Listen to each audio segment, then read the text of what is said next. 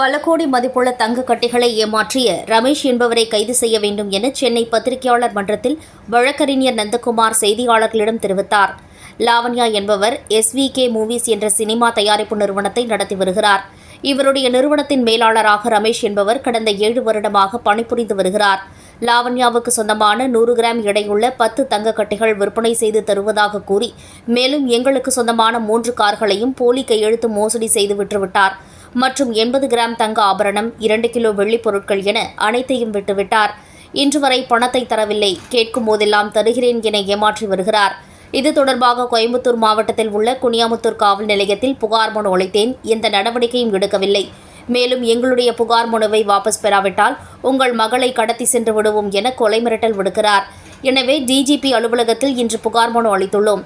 உடனே எங்களுடைய பணத்தை மீட்டு தந்து மேலாளர் ரமேஷ் மீது சட்ட ரீதியான நடவடிக்கை எடுக்க வேண்டும்.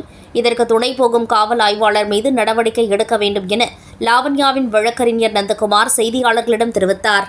பிராக்டிஸ் பண்ணிட்டு இருக்கிறேன். என்னோட கிளைண்ட் திருமதி லாவண்யா அவர்களின் நிறுவனத்தில் ரமேஷ் என்பவர் மேலாளராக ஒர்க் பண்ணிட்டு இருக்கிறாரு. ரமேஷோட தகப்பனார் பெயர் பார்த்திங்கன்னா வெள்ளைத்துறை.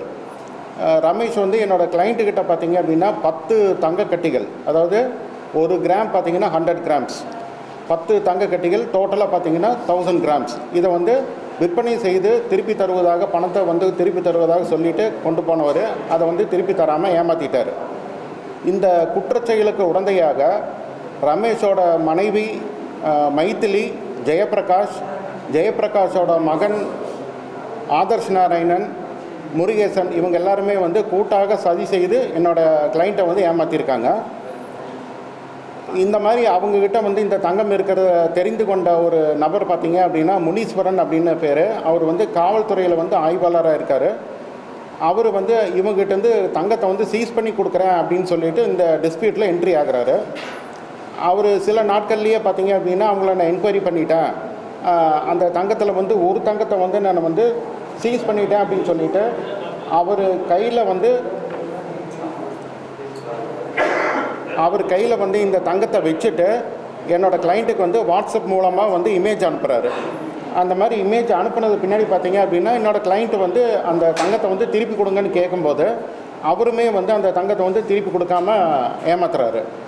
வேறு ஆப்ஷன் இல்லாதனால என்னோடய கிளைண்ட்டு கோயம்புத்தூரில் கமிஷனர் ஆஃப் போலீஸில் கம்ப்ளைண்ட் கொடுத்து அது குனியமுத்தூர் காவல் நிலையத்தில் ஃபார்வர்ட் ஆகுது. குனியமுத்தூர் போலீஸ் ஸ்டேஷனை பொறுத்த வரைக்கும் பார்த்திங்கன்னா இந்த கம்ப்ளைண்ட்டில் எந்த விதமான ஸ்டெப்புமே அவங்க எடுக்கலை. மேலும் பார்த்திங்கன்னா இந்த மேலாளர் ரமேஷ் என்னோடய கிளைண்ட்டோட நிறுவனத்தில் இருக்கக்கூடிய அசல் கிரை ஆவணங்கள், கையெழுத்திட்ட காசோலைகள், கரூர் ரிசர்வ் பேங்கில் பெறப்பட்ட காசோலைகள், ஸ்டாம்ப் பேப்பர்ஸ் எல்லாத்தையுமே எடுத்துகிட்டு 3 நிறுவனத்திற்கு சொந்தமான 3 கேப் வாகனங்களோட RC புக் எடுத்துகிட்டு என்னோடய கிளைண்ட்டு பெயரில் உள்ள தார் ஜீப் ஒன்னோட RC புக்கையும் எடுத்துகிட்டு எல்லாமே அவர் கஸ்டடியில் தான் இருக்குது. அது எல்லாமே எடுத்துகிட்டு ஃபோர்ஜரி கமிட் பண்ணி அந்த வாகனங்கள் எல்லாமே விற்பனை செஞ்சுருக்கிறாரு. மேலும் பார்த்திங்க அப்படின்னா பொள்ளாச்சியில் ரங்கசமுத்திரம் என்ற இடத்துல என்னோடய கிளைண்ட்டுக்கு ஒரு போஸ்ட் பங்களா இருக்குது.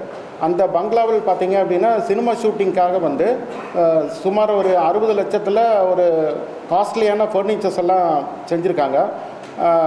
ஷூட்டிங்காக பயன்படுத்துகிற இடம் அது. அதில் பார்த்திங்கன்னா இவர்கிட்ட ஆஸ் அ மேனேஜர் பார்த்திங்கன்னா ரமேஷ்கிட்ட கீ இருக்குது. அதை எடுத்துகிட்டு போய் அதை அந்த வீட்டில் இருக்கிற எல்லா ஃபர்னிச்சர்ஸையுமே எடுத்துகிட்டு வீட்டில் இருக்கிற மற்ற கோல்டு பார்த்திங்க அப்படின்னா 80 கிராம்ஸ் கோல்டு ஆர்னமெண்ட்ஸ் இருக்குது, 2 kg சில்வர் இருக்குது, அண்ட் கேஷ் பார்த்திங்க அப்படின்னா 12,000. இதையும் அவர் அப்புறப்படுத்திட்டார், அவரோட கஸ்டடி கொண்டு போயிட்டார். இது சம்மந்தமாக என்னோடய கிளைண்ட் பொள்ளாச்சியில் உள்ள கோட்டூர் காவல் நிலையத்தில் புகார் கொடுக்குறாரு. புகார் கொடுத்த பின்பு அந்த ஸ்டேஷன்லேயும் எந்த விதமான நடவடிக்கையும் எடுக்கலை. அன்று இரவு பார்த்திங்க அப்படின்னா அகிலேஷ் குமார் அப்படிங்கிற ஒரு நபர் அனானிமஸ் காலர் தான், நாங்கள் ட்ரூ காலரில் தான் அந்த நேம் பார்த்தோம். அவர் தன்னை யாருன்னு வெளிப்படுத்திக்காமல் என்னோடய கிளைண்ட்டுக்கிட்ட என்ன சொல்கிறாரு அப்படின்னா குனியமுத்தூர் போலீஸ் ஸ்டேஷனில் கொடுத்த கம்ப்ளைண்ட்டும் கோட்டூர் போலீஸ் ஸ்டேஷனில் கொடுத்த கம்ப்ளைண்ட்டும் ரெண்டுமே நீங்கள் வாபஸ் வாங்கணும், நீங்கள் அந்த கம்ப்ளைண்ட்டை விட்ரா பண்ணலை அப்படின்னா நீங்கள் கடும் விளைவுகளை நீங்கள் சந்திக்க நேரிடும் அப்படிங்கிற மாதிரி மிரட்டுறாரு. என்னோடய கிளைண்ட் இமீடியட்டாக கோயம்புத்தூரில் இருக்கிற சைபர் செல்லில் கம்ப்ளைண்ட் பண்ணுறாங்க. அந்த மாதிரி சைபர் செல்லில் கம்ப்ளைண்ட் பண்ணுற அடுத்த நாள் பார்த்திங்க அப்படின்னா எகெயின் ஒரு த்ரெட் வருது. அதே அந்த குரூப்லேருந்து ஒரு கால் வருது. அவங்க சார்பாக பேசுகிறாங்க.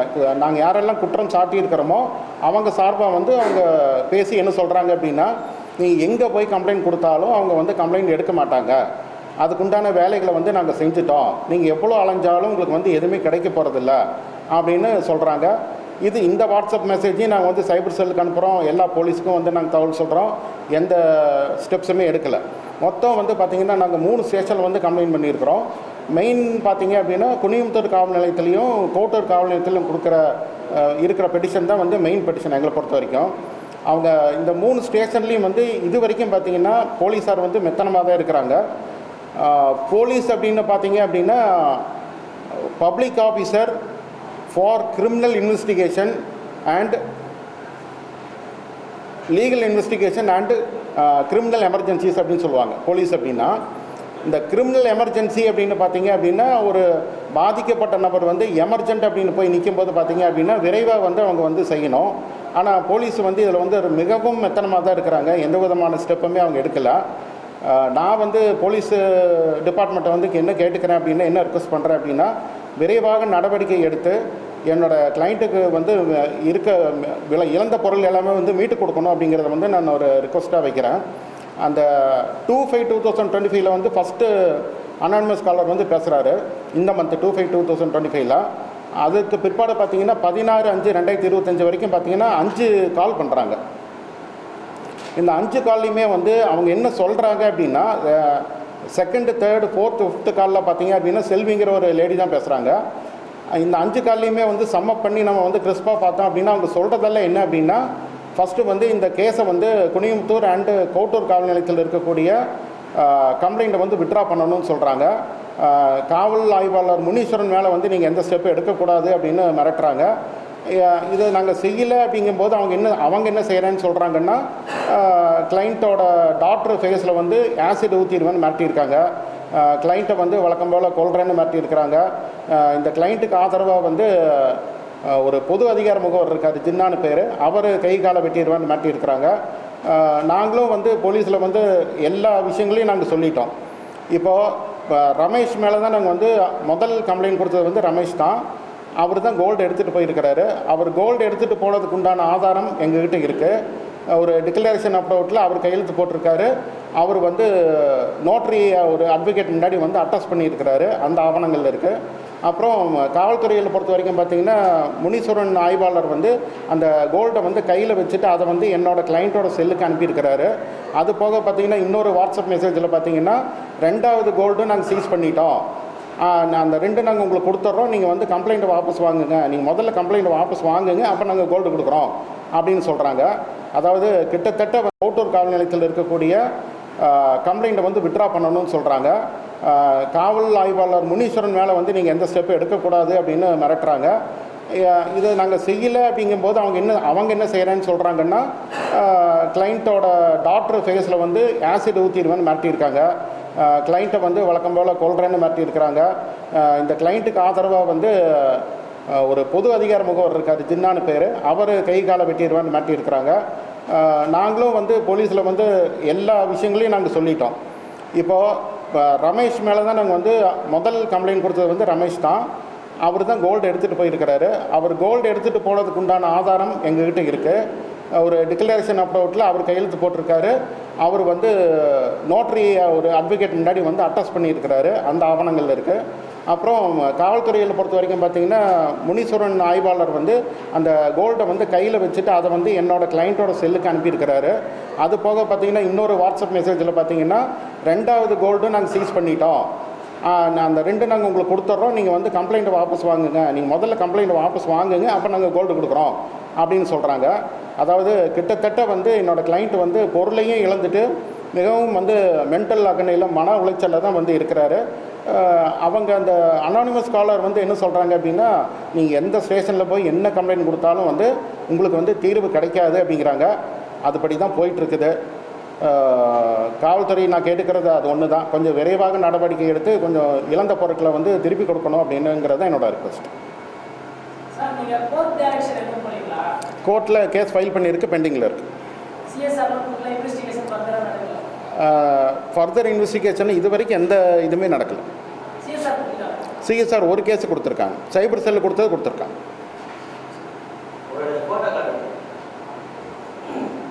இது வந்து பார்த்திங்கன்னா காவல் ஆய்வாளர் கையில் இருந்து அவரோட செல்லிலிருந்து என்னோடய கிளைண்ட் செல்லுக்கு வந்த மெசேஜ். இது வந்து காவல் ஆய்வாளரோட கை தான், அவரோட செல்லுலேருந்து வந்த மெசேஜ்.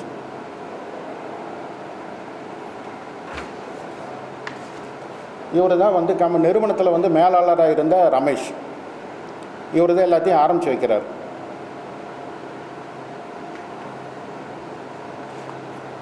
இது வந்து ரமேஷ் குழந்தையாக இருந்த ரமேஷோட மனைவி மைத்திலி.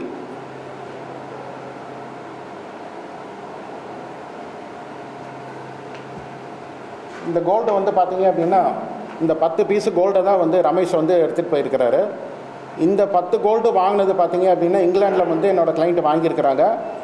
இதுக்கு வந்து இந்த கோல்டு பிஸ்கட்டுங்கும் போது இதுக்கு ஒரு சீரியல் நம்பர் இருக்கும். அந்த சீரியல் நம்பரோட கிளாரிட்டியோடு இருக்கிற பிக்சர்.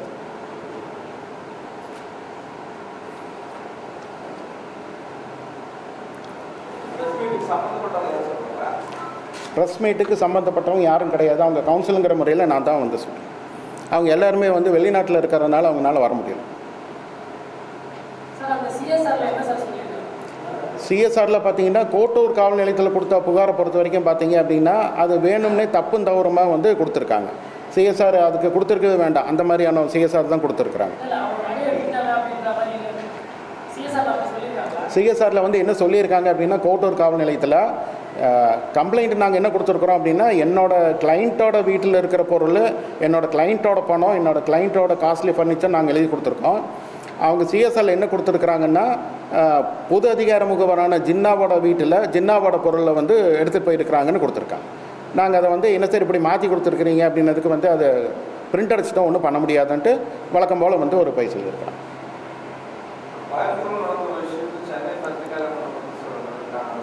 இன்றைக்கி காலையில் வந்து டிஜிபி வந்து பார்த்துட்டு நான் கம்ப்ளைண்ட் கொடுத்துட்டு வந்திருக்கிறேன்.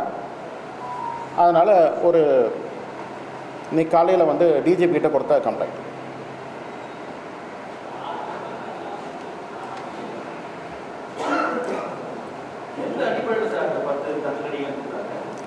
அவர் வந்து ஒரு சினிமா ப்ரொடியூசர், என்னோடய கிளைண்ட்டு. அந்த ஃபிலிம் இண்டஸ்ட்ரியில் இருக்கறனால அதுக்கு தேவையான செலவுக்கு அவங்க வந்து மேனேஜருங்கிற முறையில் வந்து கொடுத்து பணமாக இது முன்னாடி நடந்திருக்கலாம். இந்த டைம் வந்து ஃபால்ட் ஆயிடுச்சு. எதுங்க மேனேஜர் பொறுத்த வரைக்கும் பார்த்தீங்கன்னா என்னோடய கிளைண்ட்டோட கசின் பிரதர் தான் மேனேஜர். இன்னும் டவுட் தெரியும் அப்படிங்கிறதுனால வந்து அவர் இந்த ஒர்க்கர் தோராயமாக அது போக பார்த்தீங்க அப்படின்னா அந்த 3 வாகனங்கள் சேல் பண்ணது, அந்த ஜீப்பு சேல் பண்ணது, இந்த கோல்டு பிஸ்கட்டு, அப்புறம் வீட்டில் இருக்கிற பொருள் எல்லாமே கணக்கு போட்டு பார்த்தீங்கன்னா ஒரு 2,18,00,000 ரூபா வரும்.